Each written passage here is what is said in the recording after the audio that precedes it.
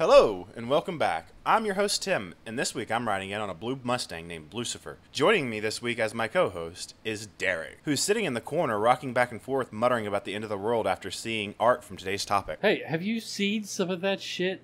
It's awesome, but it's also really trippy. No, it's like 90s world music on LSD. It's such, and that's the thing, is that the fact that it's like 90s art, and very obviously 90s art, makes it so much more unsettling. Yeah, it does. It does. Because that sort of aesthetic of the 90s, the same thing, like the world music, like We Are the World, Kumbaya, that kind of stuff that kind of got popular in the 90s. Yeah, I get what you're saying. That exact aesthetic, it's all so unsettling to me. And just the fact that they kind of paired that with images of dead kids in coffins and a Nazi with a sword. It's like, ugh, what the just goddamn. So Derek, how have you been this week? Oh, I've been doing great. I've been getting a shit ton of tips at work. Fuck yeah. I'm gonna be... Yeah, we had somebody come in and buy $160 worth of shit and left me an $18 tip. That's dope. I guess it's that time of year. We're just getting people getting really generous with their tips and shit. And I've also gotten started working on trying to get back into school. So hopefully I'll be starting classes up again in January. Fuck yeah, my dude. So yeah, pretty exciting stuff going on. And also I've been having a lot of fun working on the topic for our next episode. Yeah, how are you doing, Tim? I'm doing pretty good. I just got back from basically a week-long vacation. So I went down to Denver and saw our boys, Jimmy and James from the Small Town Murder podcast. Hell yeah. Oh, they are so funny live. They're amazing live.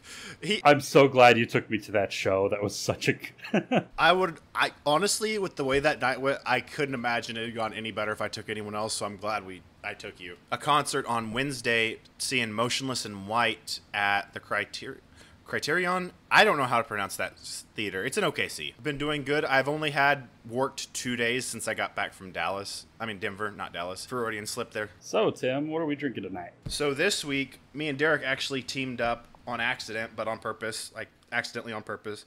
We're drinking the same vodka. We're drinking from one of my siblings' workplaces, White Spring Spirits, Femme Fatale, Raspberry Vodka. It smells amazing. Oh, it smells so good, dude.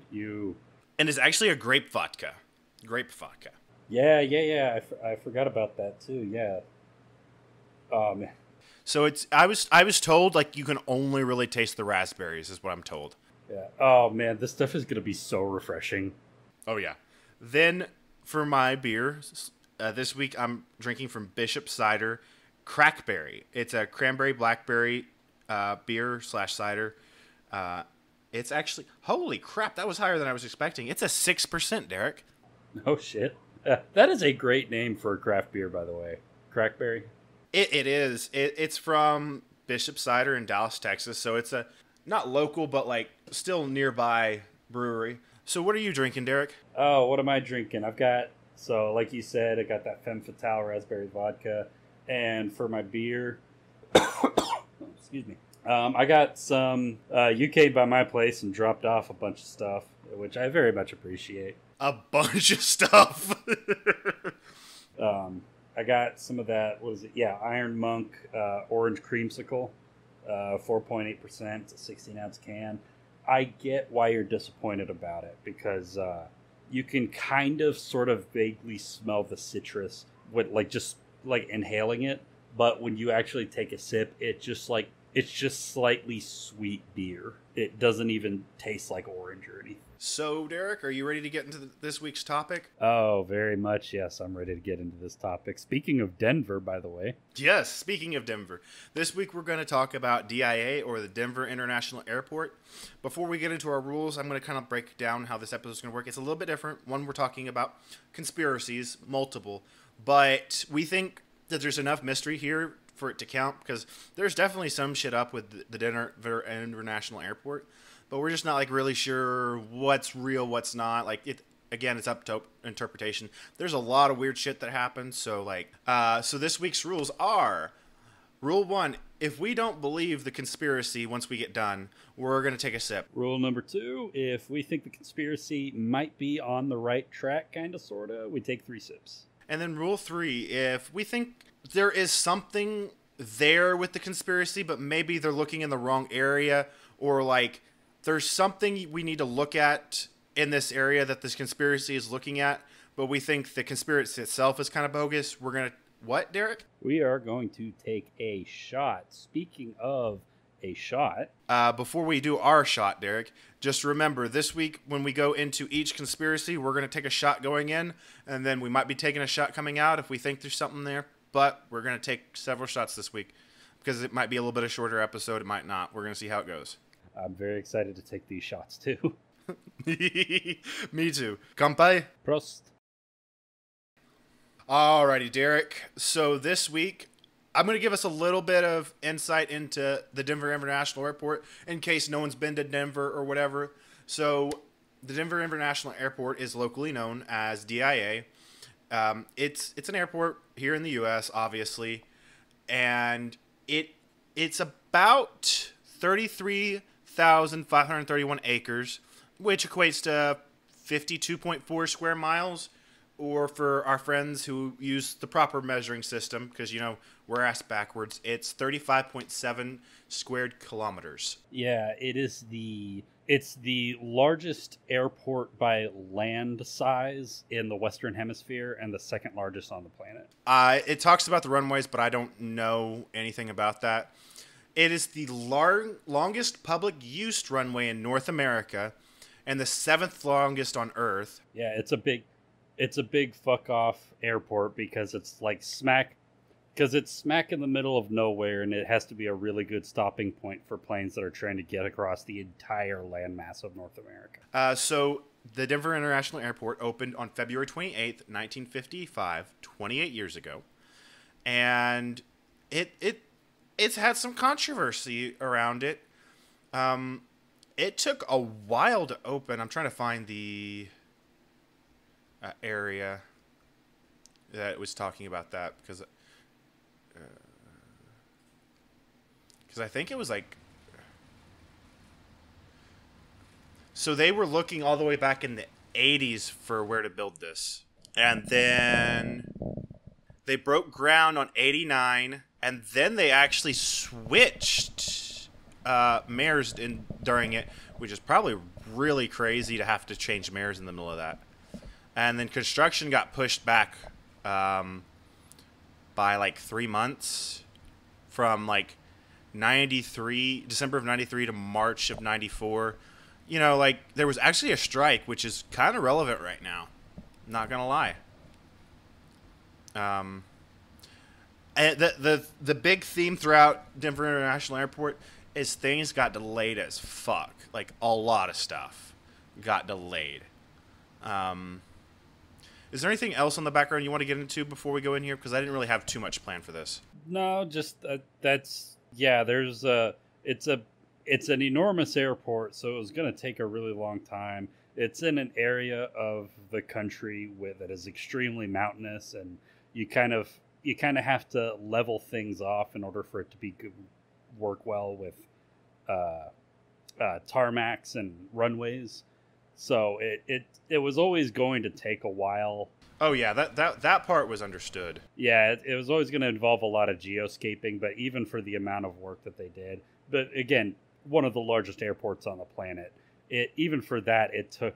How long did it take to actually complete? Over 10 years or something like that? Let's kind of extend that into our first conspiracy.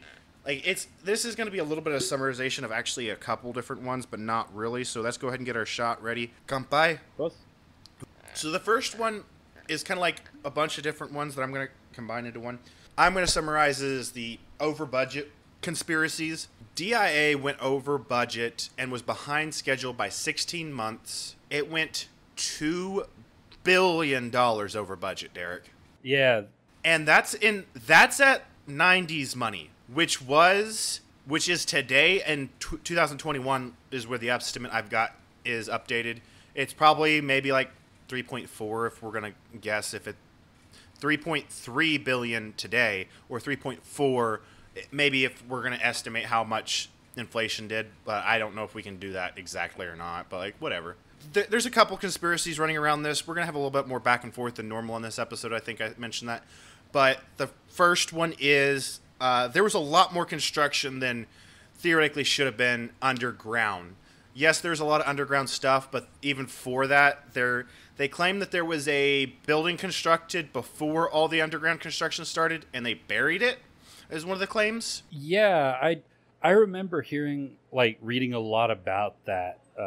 In the process of construction, it involved a lot of like they'd start to lay down like the general ground level foundations of the actual airport itself, and then they'd have to completely switch around and have to and ended up just like burying it all under another layer of dirt and just starting over, and that happened like several times. Really, really weird. It's really weird. The next part of it that it's gonna tie it in is there claims that there are tunnels / there's also the claim that there's it's a I don't even know how to word this properly. It's like the rich people's like bunker or whatever, like the elite doomsday bunker because of all the stuff.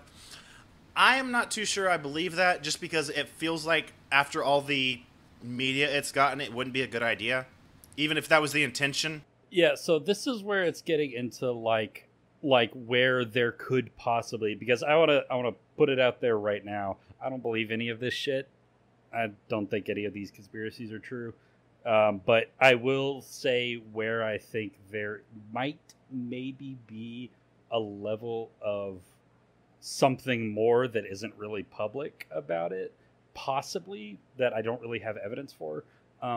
Yes. I think there's probably some extra construction underneath the building. I don't know that there's like a whole lot of like, I don't think it's this grand the bourgeois have like end of the world doomsday bunker there. It wouldn't make sense to have it there at least anymore, just because everyone suspects it's there. That's what it is either. And there are like tunnels underneath the so that I found an explanation for those, a theoretical explanation at least. Apparently there's a lot of airports, there's a lot of underground systems where they traffic your baggage and shit underneath, which that happens, but from what I've been told about the conspiracy, it's not to the level that was required with how much construction they did underground. Yeah, and this is where I get into my theory, because Colorado, if you know anything about like the United States like military installations in Colorado, it is very heavily focused on like because a lot of it was built during like the Cold War, and so there's like a lot of nuclear bunkers, and it's where like the Strategic Air Command is stationed, like the Air Force Command that coordinates all of the United States strategic bombings and nuclear arsenals and things like that. It's where Colorado is where it's coordinated from. There has always been like a very high presence of like top secret like U.S. military and government installations in Colorado, especially around Denver, and it especially having to do with like specifically the Air Force and air power and nuclear arsenals and things like that. So I can 100% see like something having to do with all of these delays and stuff, and like some sort of like extended underground construction having to do with like some requirements that might have been put in place by the U.S. government having to do with their potential use during I don't know, like during like a situation where maybe like the United States mainland is being invaded, they would have to convert the airport to military use, or I feel like that could any like airport could qualify for that though, like they're probably gonna change like lock down a lot of hubs like that and use it as like a centralized convenience working point,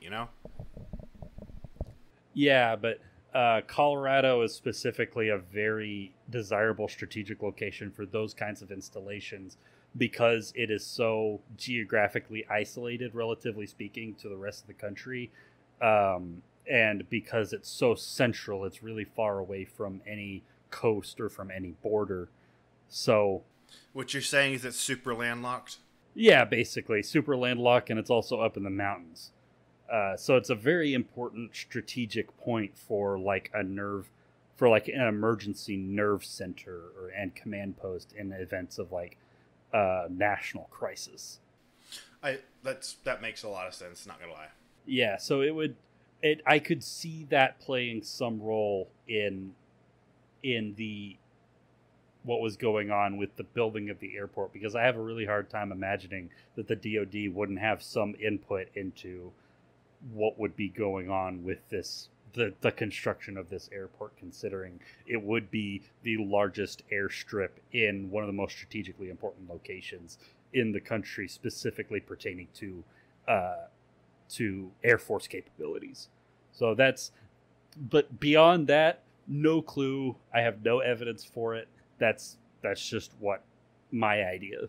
So are you saying that this is a shot then? We think there's a reason to be sus, but they're looking in the wrong area? Yeah, exactly. I think that's exactly it. Okay. But yeah, so there are like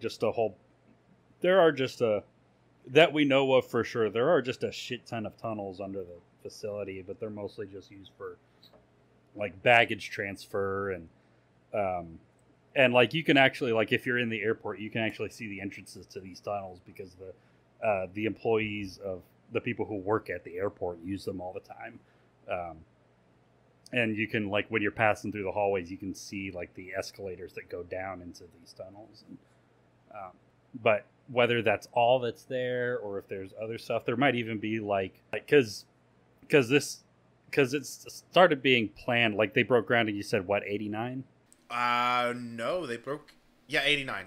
Sorry, dyslexia kicked in for a second. Yeah, so it's I can see there being like plans for like some like really big, extensive like fallout shelters, because it was the tail end of the Cold War. There was just a couple years before the Soviet Union collapsed, but there was still the Soviet Union around with nuclear capabilities. So it's not like the possibility of nuclear war is just completely gone, even though it had, that sort of era of the Cold War had kind of died down by that point. So I can see there being plans for like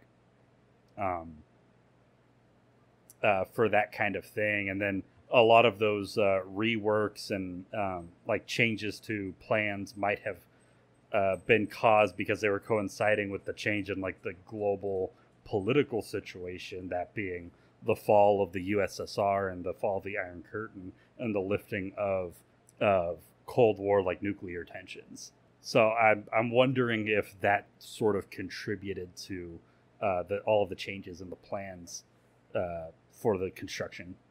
You're actually probably spot on, in my opinion. You're probably spot on. Yeah, that seems much more likely than like they just built a bunch of bunkers for rich people that they didn't tell anybody about. That just sounds kind of silly to me. But yeah, don't get me wrong. Rich people actually absolutely have their own bunkers. They're just all in New Zealand. They're not in the U.S. That makes a lot of fucking sense. Yeah, no, it does. This one's going to be quick, so I'm not going to count it for a shot yet. This is one I'm going to throw away because I think it's stupid as fuck. But Derek kind of wanted to talk about it, and I think Yeah, I wanted to talk about it. There is the conspiracy that the runways form a swastika. Yeah, if you look at aerial pictures for like top-down pictures of the airport, all of the runways kind of sort of vaguely form the shape of a swastika. The Hakenkreuz with the four arms kind of. It is one jacked up swastika if it's a swastika. Yeah, it's a really fucked up swastika, but I thought I wanted to bring it up because I kind of wanted to talk about like just how absurd, and we're gonna get into this a little bit more with some of the other stuff that we talk about, but just like these conspiracy theory ideas about like the secret cabal of elites that this deep state, these secret societies that run the world from the shadows, and The idea that they're like secretly putting symbolism into everything that they make, like they like the eye on the pyramid in the on the dollar bill, and Like they're trying to be found out. yeah, like it's like the people who come up with this stuff don't know what actual evidence of something existing looks like. Like they don't know how to do like the shit that journalists do. They don't know what like They don't have the least bit of like backup. Like, does that even make any fucking sense in their head? yeah, I just it's like if they could show me proof of like extensive military installations that were built into the like half a mile underground below the airport with like stockpiles of weapons and like ammunition for like some sort of like secret army that's just going to come out at a predetermined time and like throw everybody into concentration camps, like if they could prove that somehow, show me evidence for that, then like, I'd be more like, okay, maybe there is something to like this whole New World Order thing. But the best that they could do is shit like this, where it's like, look, the runways, they form an X with arms turning to the right, and It's kind of sad if you think about it. Not gonna lie.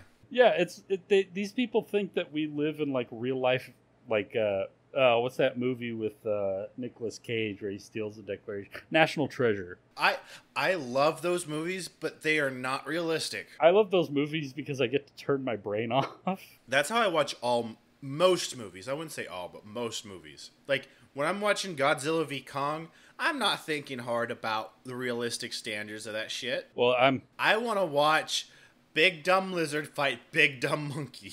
I'm brain poisoned, so I'm if I'm watching like any sort of like Godzilla property, I'm just thinking about the atomic bombings of Hiroshima and Nagasaki because that's what those movies were made to represent. Yeah, no, it was supposedly like Godzilla supposedly happened because the atomic bombs were dropped, and depending on which lore you're talking about, it either woke him up or created him. Blah blah blah. Yeah, and I don't know. My brain is just poison. That's all I could think about when I watch movies like that. Sorry for that.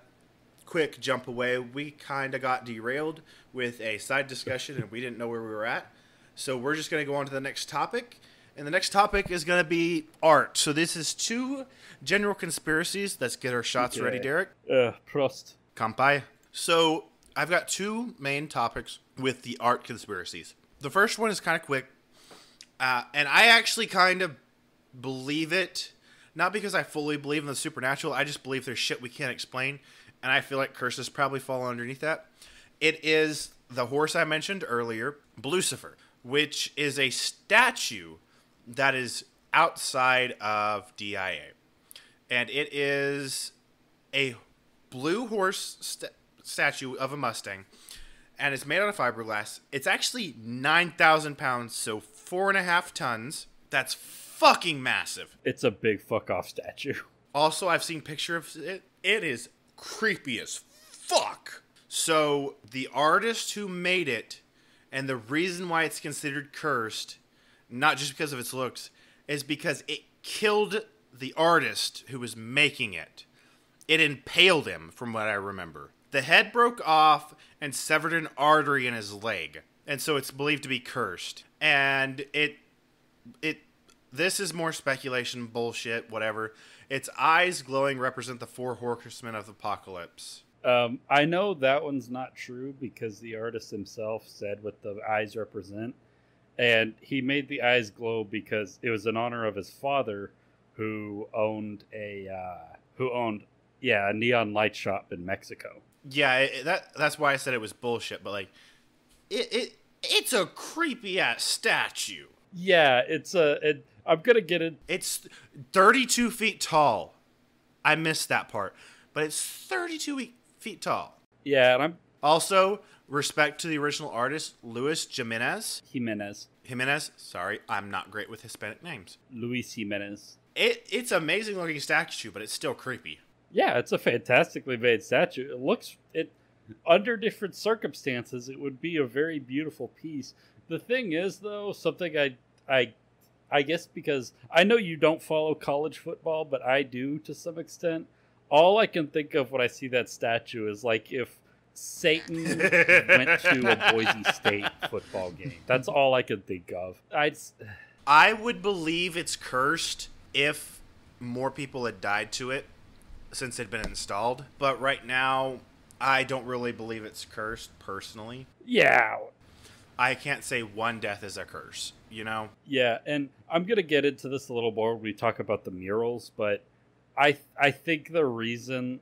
I think a more likely thing is not that like there's anything sinister going on with this work of art or anything. I think people in Colorado are just fucking weird and have weird taste in art. It's possible. It's possible. Do you want to go ahead and go into the art, the murals? Yeah, sure. Yeah, I don't have anything else really to say about the horse. It's just a creepy fucking statue with some glowing eyes. And so the next part is the art and murals littered across the airport, which are supposed to depict the end of the world. Yeah. And it's I wouldn't say it's as creepy as Blucifer, but it's really weird art to have inside a, you know, like airport. Like, it's really weird to have that in an airport. The artist that did a lot of the murals, I think a lot of the murals, is Leo Tanugama. It's an Asian last name. I don't know if it's Korean, Chinese, or Japanese. I didn't look into the artist too much. I know he is famous for that kind of art style, though. Yeah, and to our listeners, if you have not seen these murals, go ahead and Google just the. There's two names of the murals here, in one of these articles I had looked up. This part of the article I don't believe, but I'll go ahead and include it just for, you know, adding to the lore of DIA. They believe that two of these murals indicate that DIA has biological warfare in mind, either as like a safe haven or like they're housing biological warfare items. The two murals in question are Children of the World Dream of Peace and In Peace and Harmony with Nature. If you want to look into those two murals, they're actually at the baggage claims. Yeah, and one of them, the most famous one, features this giant image of some sort of soldier in like a trench coat and like a wheel cap with a gas mask on, with like an assault rifle with a bayonet on it, and in the other hand, it's holding. That's actually the Children of the World Dream of Peace, I think, because I just Googled it, and that's one of the ones that pulls up. I don't know if it's there's two different art murals that pull up. I don't know which one's which. Yeah, I think there's two different. I think the actual names refer to like a collection of a bunch of different murals, and there's two distinct ones, and so there's a whole bunch of different pieces that are all under the same name. Okay, so Peace and Harmony with Nature, I think, is the one that I also pulled up with. No, Peace and Harmony, I think, is the one you're talking. I don't know, to be honest, at this point, because the image that I pulled up that happened at the same time as the one you were talking about also pulled up with the Children of the World Dream of Peace, but the image looks more like Children of the World Dream of Peace because it's like a bunch of people, and it looks like it's actually the less creepy of the designs. But this one, the one you're talking about with the soldier with the bayonet and the AK, I'm assuming. Yeah, it's not a real gun. It's just like the general idea of a rifle. It's the general. It's like a general rifle, AK, whatever. But in the other hand, it's holding a sword, like a scimitar-looking sword, that's stabbing a dove of peace. And like, if you look at it rationally, like, obviously it's referring to, like, you know, war is bad. That's basically the message that it's sending. And off in the corner, there's like images of a bunch of like innocent people that just kind of like cowering in the background, and it's even though it's a really scary sort of looking work of art. It has a really simple message. It's not that deep.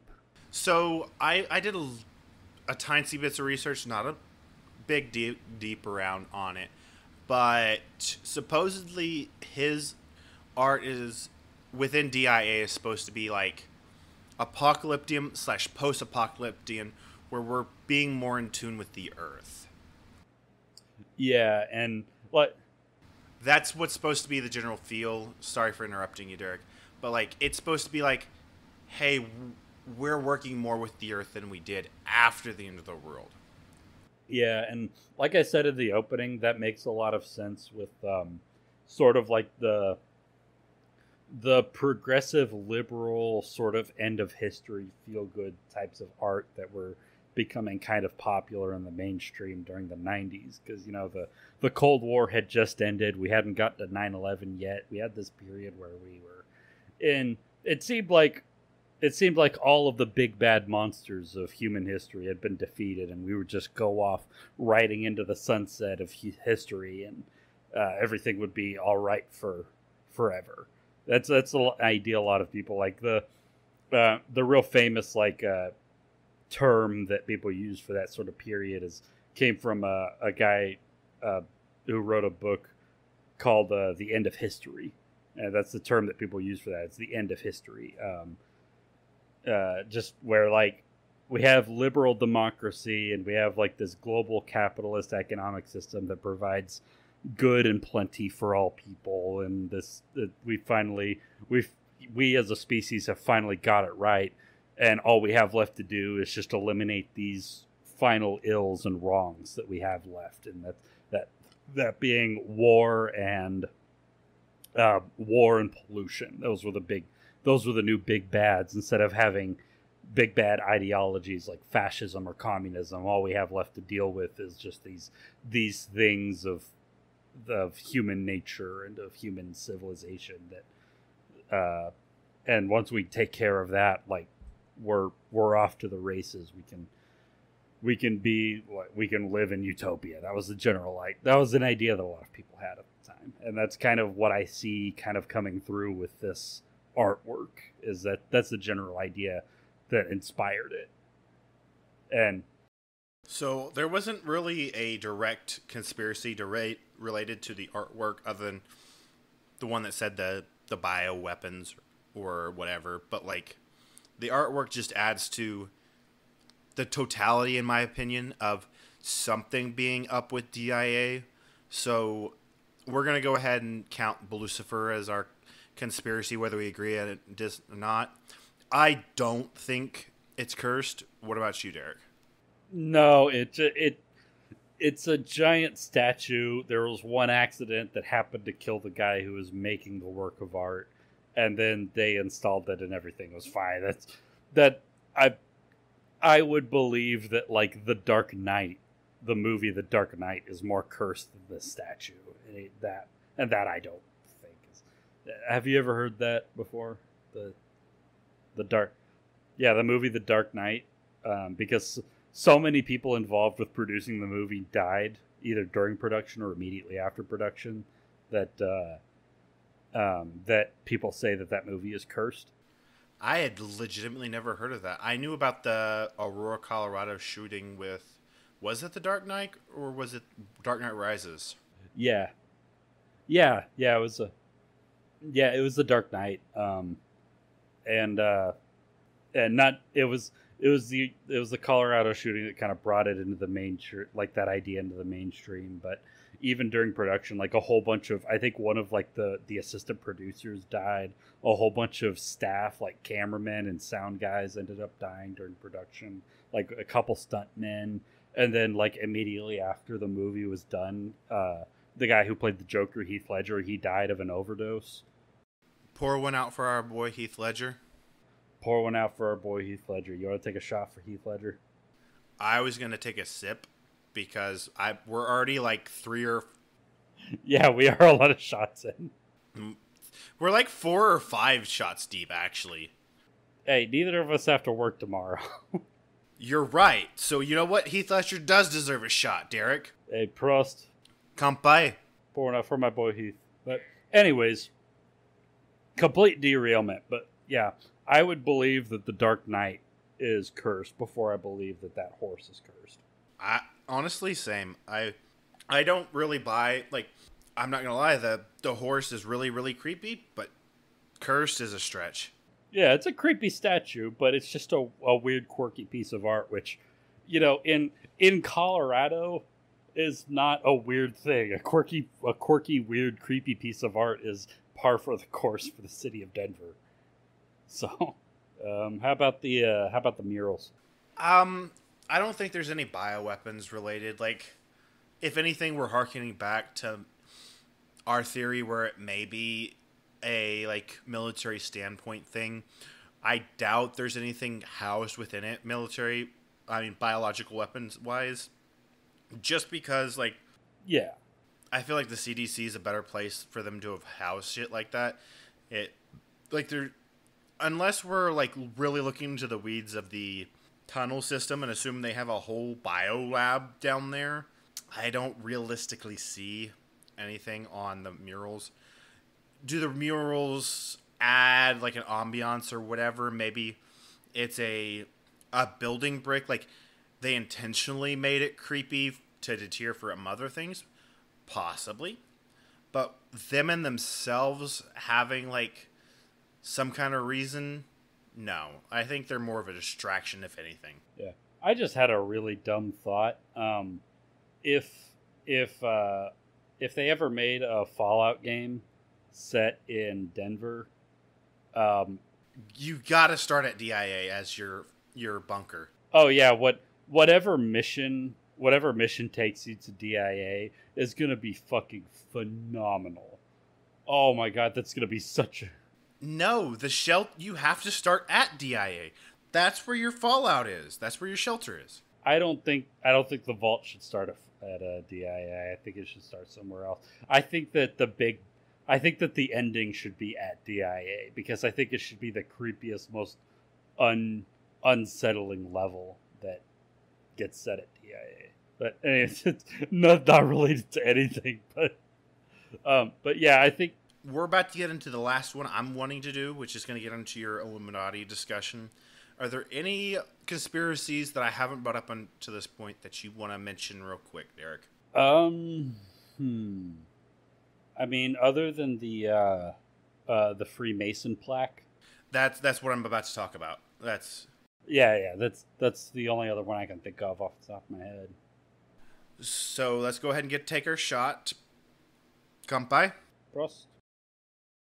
God, thank you so much for introducing me to this stuff. This stuff is so fucking good.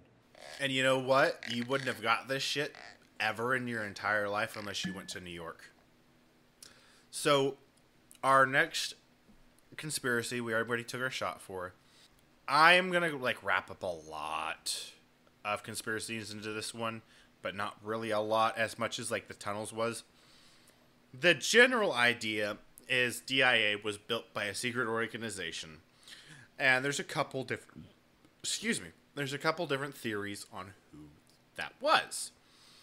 The first thing that we need to know is there was a time capsule placed there. It's not going to be opened until 2094, which I will be 96 at that time. I don't think I'm going to live to 96. I'm not rich enough for that shit, my mood. Even though my family is known for long-lived people, it's mostly the females that live long. Do you think you'll be alive at that point due to your family history? If I start working out now, probably. Throughout DIA, there's a lot of Freemason imagery / symbolism. But the one thing that, like, stumps everyone that makes us think there's a secret organization doesn't necessarily mean the Illuminati. Derek's going to get into the history of the Illuminati and, like, discuss it here in a second because he, like, actually wants to talk about it. The one thing that stumps everyone is there's a marker that mentions the New World Airport Commission, which, as far as anyone is able to track down, never existed. And that's what confuses everyone. There's a placard that mentions that exact commission. Get into your Illuminati Freemason imagery stuff. To give a little bit of background about what the Illuminati are, because the Illuminati was a real organization that existed at one point. And this isn't, I didn't prepare for this at all. This is just what I know off the top of my head. But the Illuminati were an organization that existed in Bavaria, in Germany, in the 1700s. And this was in the middle of the Enlightenment. And it was centered around this one guy. For the life of me, I can't remember his name off the top of my head. I am a hack and a fraud and didn't prepare for this ahead of time. You goddamn hack and a fraud. Curse you. Yeah, there's this guy who lived in Bavaria. He was literally he was just a guy. He was like an upper middle class, like this early burgeoning bourgeoisie that was starting to develop during the 1700s. Like, I think his parents owned like some factories in Munich or something like that. And he went to university. And this was during a period of time where in Germany, like, a lot of the early German states had a little bit of like a lot of the education was run by the church, especially in Bavaria. Bavaria is a very Catholic area of Germany, and the Catholic Church was not big on a lot of the Enlightenment philosophy that was going on at the time. So this guy, no shit. Yeah, no shit. So this guy got really into a lot of this Enlightenment philosophy. He was a really early adopter of what we would now call liberalism.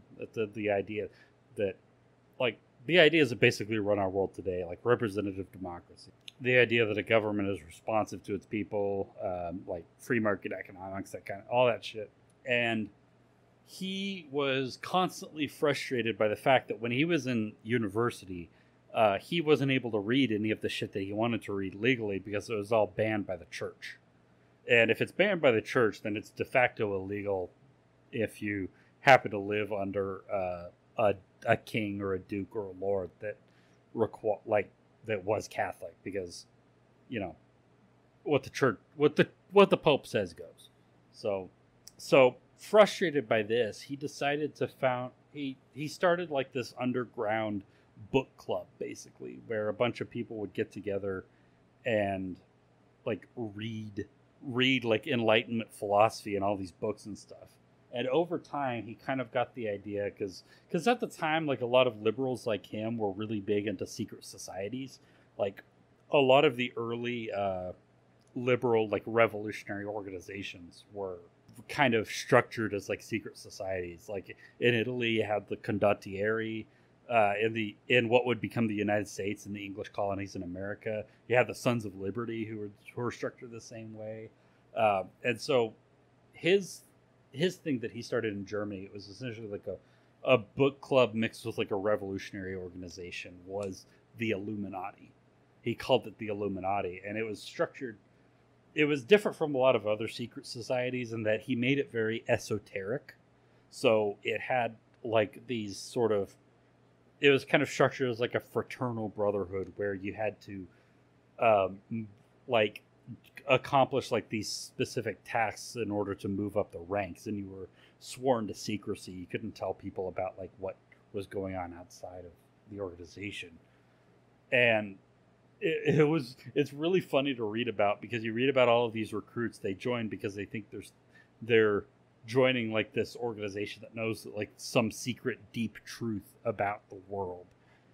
And these recruits would work really hard and move up the ranks, accomplish all of these tasks in order to move up the ranks of the Illuminati. And then when they get to the top rank, they get met by this guy who tells them the truth of their organization. And the truth of their organization is that, yeah, we're just actually just an illegal book club. Here's your John Locke and your Jean-Jacques Rousseau. That's your homework. We're having a discussion about it on Tuesday. So read up and do your homework. And that's literally all. Was it really like just boiled down an illegal book club? Yeah, that's all that the Illuminati was. It was an illegal book club with a few like dipshit the shit the Freemasons did. The Freemasons were becoming really big in Europe at the exact same time. And that's where he got a lot of his ideas. This guy had originally actually joined the Freemasons because he thought that they would provide like the sort of intellectual discussion that he was looking for about all of this liberal literature that he wanted to get involved with. And they ended up just being a bunch of weird old guys with weird cultish sort of practices. And so he took all of those weird cultish practices and made his own organization. And then instead of like being a group where guys could go to hang out and drink with friends, it was actually just an illegal book club. I love it. That's beautiful. Yeah, and eventually the authorities caught on and they cracked down. They arrested a bunch of members of the Illuminati, and he was forced to flee from Germany. And I think he fled to France. And once he was gone, like, the organization ceased to exist. This was like the 1760s, 1770s, somewhere around there. So, like, that's what the Illuminati was. But in the meantime, they were very successful at staying secret. And so the rumors that got out around the Illuminati scared the absolute shit out of all of the nobility in Europe, because they thought that this was like some sort of extensive revolutionary cell that extended to like every nation on the continent, and that eventually they were going to rise up and like destroy Christianity and destroy the entire world order and bring chaos and Satanism and destruction and all that shit. That's beautiful. I'm not gonna lie, that's beautiful. And so, and that was, now granted, that was a pretty fringe belief at the time, but it really picked up in popularity when the French Revolution happened in 1789. So when that happened, and then later on in 1793, they cut the king's head off. Off with his head! Yeah, a bunch of conspiracy theories started. Actually, I would argue like the second big conspiracy theory in European history. The first being, of course, the Jews were behind it. That's the first big conspiracy theory, and that dates back to like the Middle Ages. But the second big conspiracy theory, which kind of ended up, and there's a big discussion we could have about this, about when people say the Illuminati, they really mean the Jews. But for the time being, I didn't know there was a relation of the Illuminatis with Jews. I knew there was a conspiracy that the Jews run a lot of the world because of the racist stereotype that Jews are money obsessed and therefore control the world because of monetary reasons and other reasons. But like, I knew it was a bullshit conspiracy / racist stereotype. Yeah, I could talk for hours about the history of anti-Semitism in Europe and how it served as the foundation for all conspiracy theories. But for the time being, not all, because there's a few conspiracy theories that have started because of truth and like people like saying, "Hey, this actually happened," but the government says no. Yes, that is true, but the entire trend of conspiratorial thinking began with anti-Semitism. Like the mindset that you have to be a conspiracy theorist. Do the fuck what? No, yeah, that's how it works. That's why so many conspiracy theorists end up becoming like hardcore neo-Nazis, is because all conspiracy theories eventually end up at anti-Semitism. Please elaborate a little bit further so I can understand a little better. Okay, so anti-Semitism is the conspiracy theory. Have you ever seen that term before, like UR hyphen whatever? Like conspiracy theory? I have not, but my gut instinct is just like it means something similar to progenitor / origin. Yeah, the origin of all conspiracy theories is the original conspiracy theory in Western society, which is anti-Semitism. Now, So what you're saying is conspiracies are inherently anti-Semitic? They're not inherently anti-Semitic, but if you stay in... That was a joke, Derek. That one went up your head, but we're both drunk. I am very drunk right now, actually, yes. But I will say, as a definitive fact, and I will argue this 100% of the time. If you're a conspiracy theorist, if you stay a conspiracy theorist long enough, you will eventually find your way to anti-Semitism. That is unavoidable. I would say that I know myself at least enough to say I would argue yes, even if we want to take about the knowledge I just gained. Like, I feel like a lot of people who base their identity on conspiracy theorism, I understand that there are some legitimate conspiracy theorisms where, like, the government is actually doing some crazy shit that whatever. But people who base their identity around conspiracy theorism, there is always a inherent anti-Semiticness. Yes. Yeah, and the reason for that is because in Western society, quote-unquote Western society, anti-Semitism dates back, back to the Roman Empire. There's a lot of, like, ideas of anti-Semitism kind of floating around. It had to do with, like, racism against Judean people. And, like, during the Roman Empire, you had, like, the crackdown of the Judean revolts and the eventual expulsion of the Judean people from the Middle East, and they kind of spread out and created the Jewish diaspora throughout Europe. And then as you move from the collapse of the Roman Empire into the Middle Ages, you have a lot of places in Europe where there's a bunch of Jewish people who just kind of live there, who are participating in, like, the local economy and local society and local politics, but have, like, their own distinct nationality because they come from somewhere different. And as a result, throughout the Middle Ages, you have a lot of leaders, a lot of kings and political leaders who use these people who, like, live within your country, who live within their country, but are distinctly separate because they're not Christian and they're not necessarily, like, part of. They're othered. They're othered. Yeah, exactly. And so as a result, they become a convenient scapegoat for a lot of reasons. Like, very famously in France, I can't remember which king it was, but, like, during the Middle Ages, it was the same guy who persecuted the Templars in the 1400s. He owed a bunch of debts to a bunch of what I think are really the roots of anti-Semitism. I think they originate with just the fact that there are people who are that live in your that live in these people's communities that are distinctly different in religion and culture. That there's already a level, like, natural human, like, distrust of things that are different, but then that becomes compounded by, like, during times of crisis, the government, whatever government is in power, whatever government is in power will use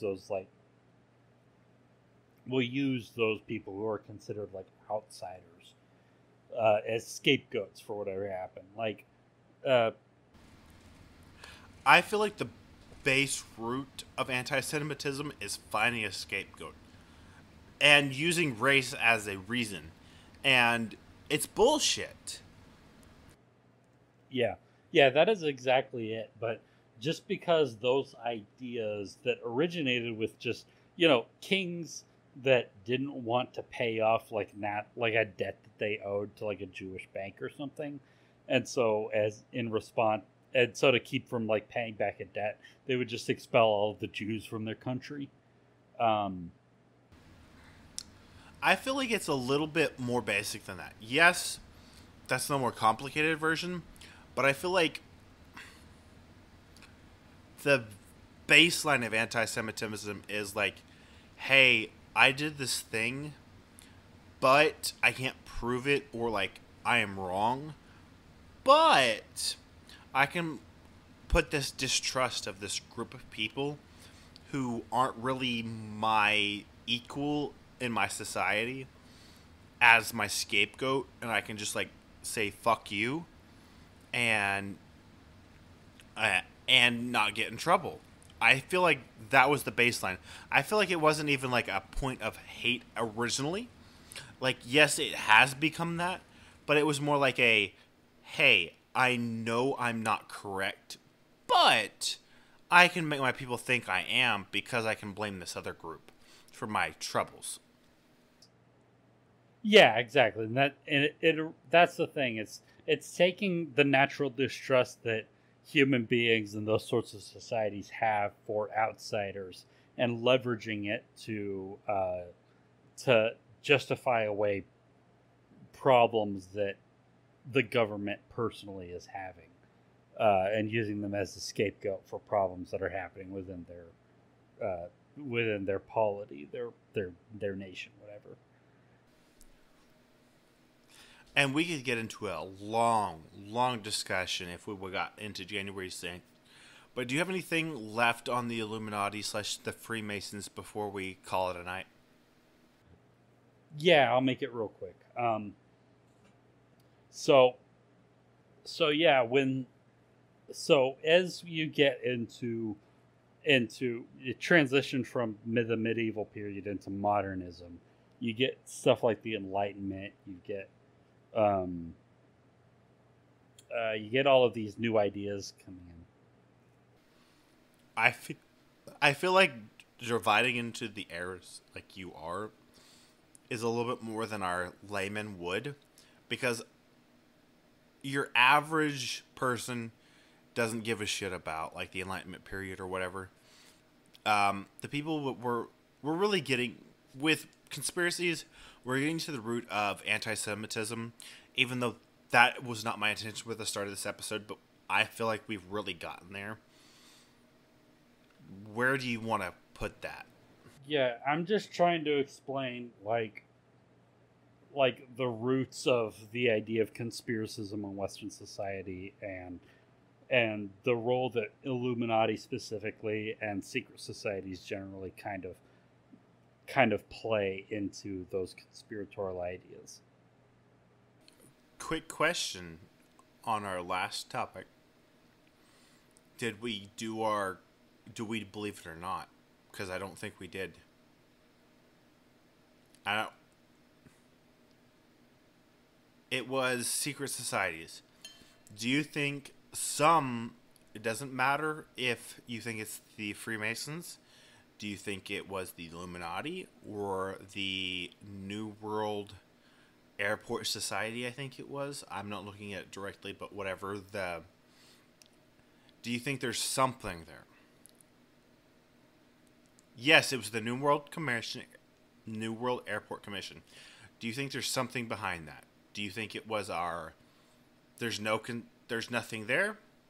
We're sort of on the right track, or there's reason to be suspicious, but the conspiracy is in the wrong direction. Personally, I think there's nothing there. I think anything that has to do with any figure or organization that's in power has to do with like what I mentioned earlier about like just the natural. Yeah. I agree.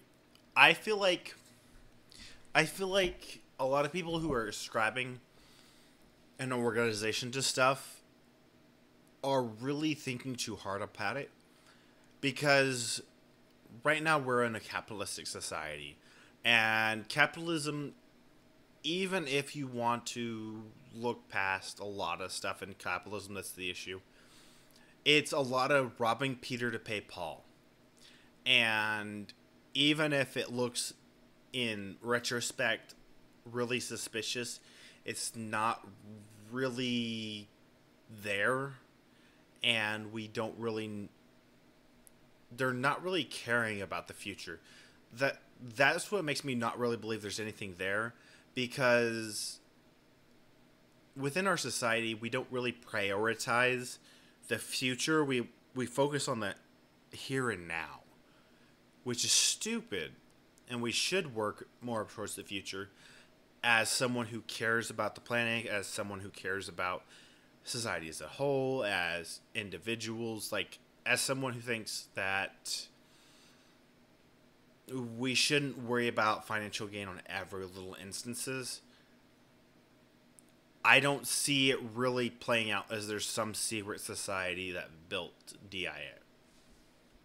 Yeah, no, it's yeah, and I could talk for hours about how conspiracism really is missing the whole point. Something I read once that I really liked is that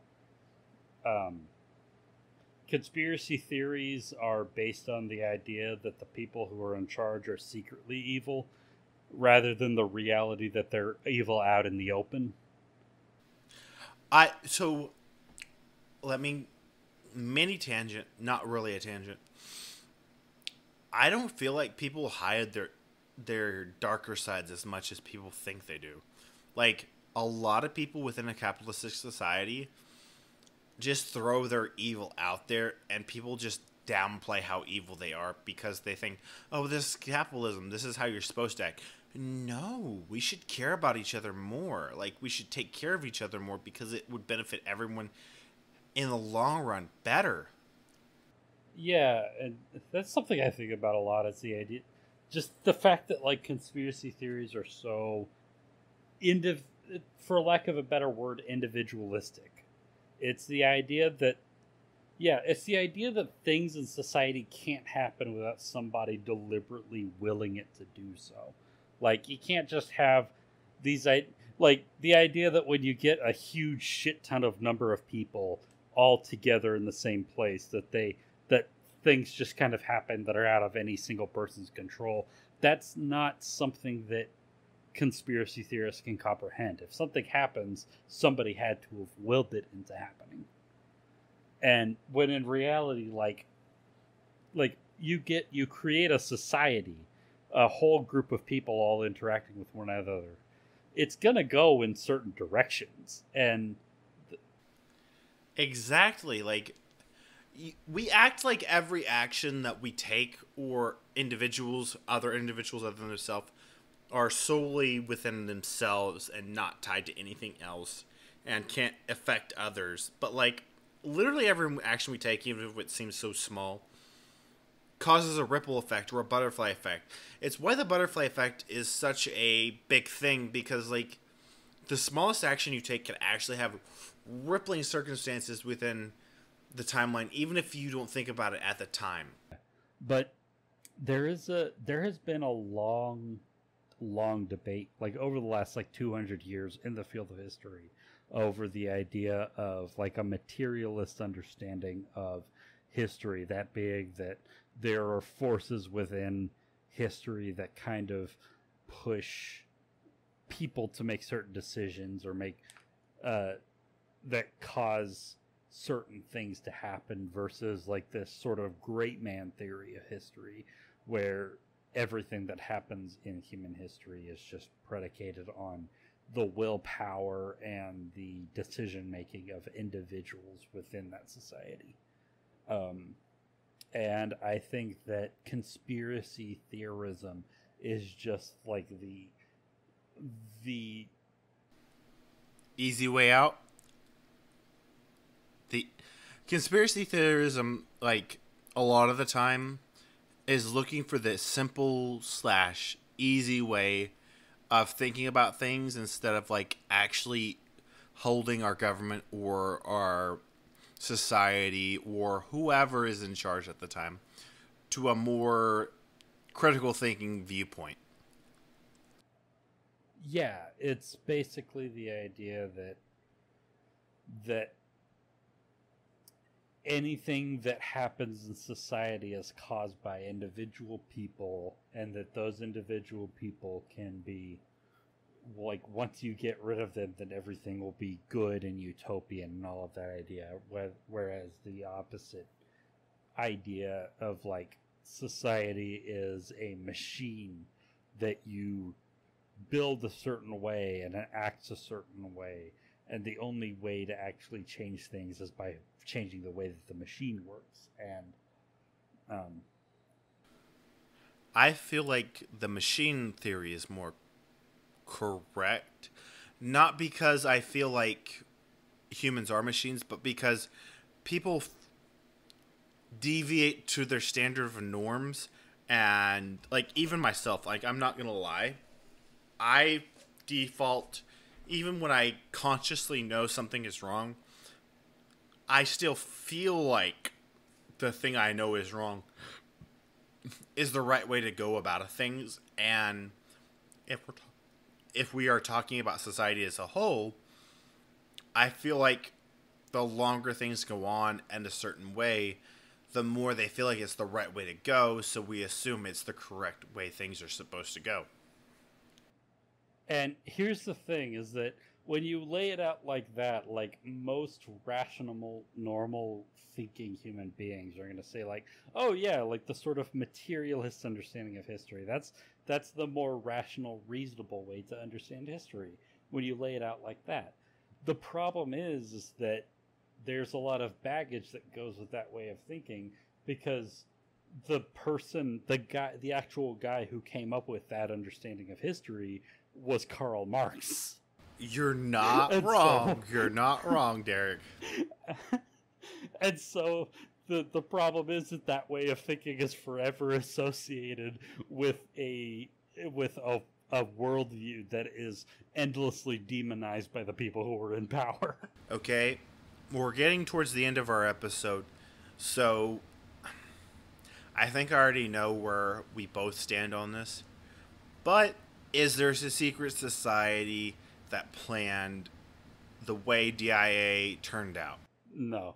Actually, for the reason that the DIA turned out like that, I blame on the absolute fucking weird culture that the state of Colorado has. You blame Colorado, so no secret society. So it's a single sip for us. Let's go ahead and take that sip. Yep.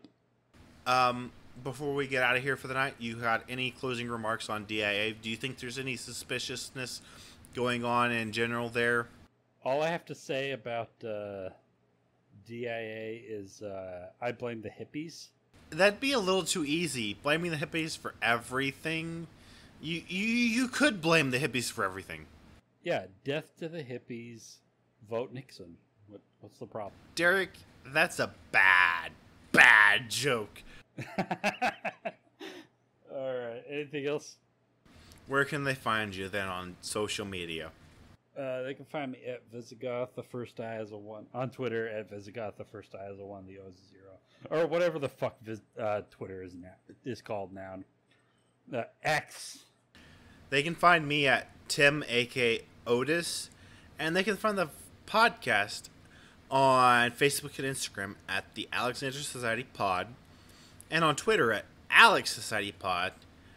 So if you've enjoyed this episode, please rate and review us on your streaming platform of choice, and we will see you next time, where we will discover revolution in its true form.